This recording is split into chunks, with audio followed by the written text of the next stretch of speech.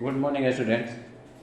आज कह सकते हो कि आप क्लास 6, 7, 8, 9, 10 या मैथमेटिक्स में सबसे ज़्यादा यूजफुल जो थ्योरम है हम आपको समझाने और प्रूव करवाना चाह रहे हैं। ये थ्योरम है पाइथागोरस थ्योरम। पाइथागोरस ने जिसे स्पेशल ट्रायंगल ने बताया था, उसे स्पेशल ट्रायंगल का नाम है राइट ट्रायंगल। मेरे कुछ स्टूडेंट ने मुझे कहा कि सर ये प्रूव करवाए या बहुत ही प्रूव करवाए हैं यूट्यूब पे, मगर ये नहीं है, तो आप इसे देखो। अब इसमें पाइथागोरस क्या बोलते हैं, in a right triangle the sum of squares of two smaller sides is equal to a square of greatest side।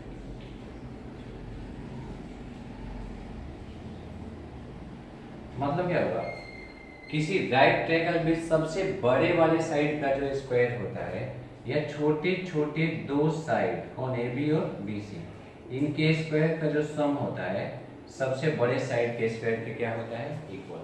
तो राइट एंगल ट्रायंगल में A B square plus B C square किसके equal होता है, ए सी square. ये भी prove करके दिखाना है।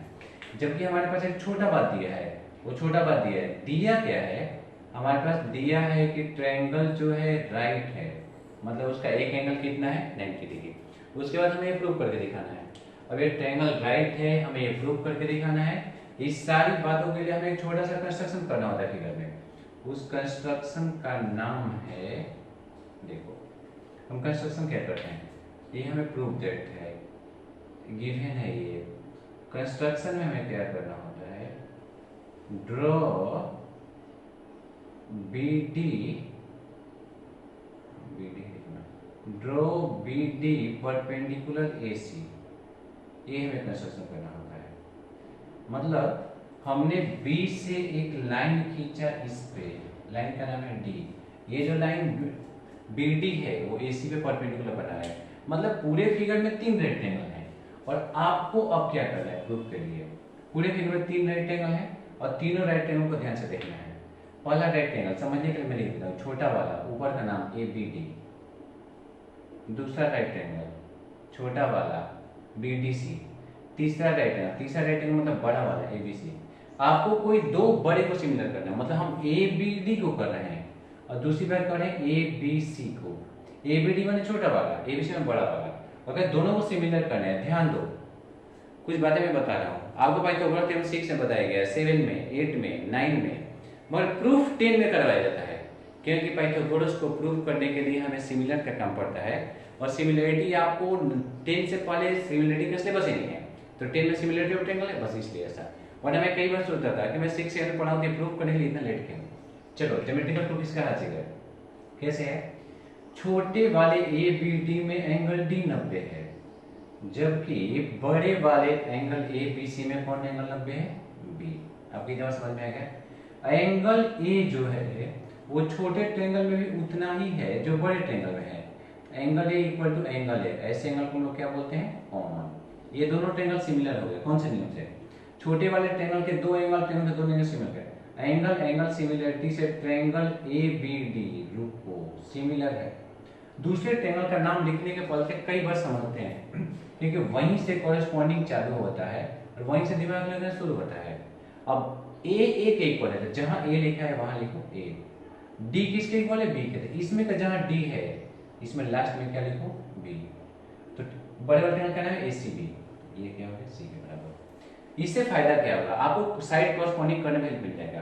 तो जब दोनों ट्रायंगल सिमिलर है तो कॉरेस्पॉन्डिंग साइड प्रोपोर्शनल होते हैं, मतलब ए बी किस पे चढ़ेगा, ये सोचना है, किस पे चढ़ेगा, ए सी पे। बी डी किस पे चढ़ेगा, सी बी पे। ए डी किस पे चढ़ेगा, किनारे के, देखो शुरू का 2 बाई शुरू का 2, किनारे किनारे का 2 बाई किनारे किनारे का 2, इक्वल टू लास्ट अंतिम 2 बाई अंतिम 2।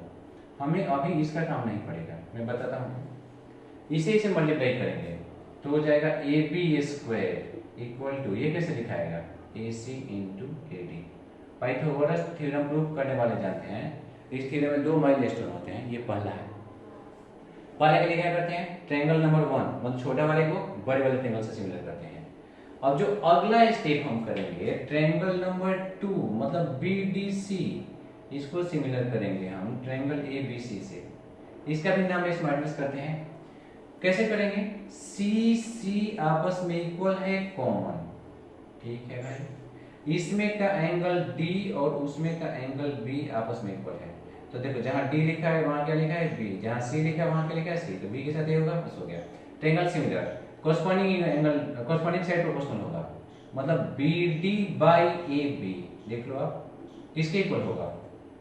इधर हो जाएगा DC बाई BC, और कौन हो जाएगा इसमें?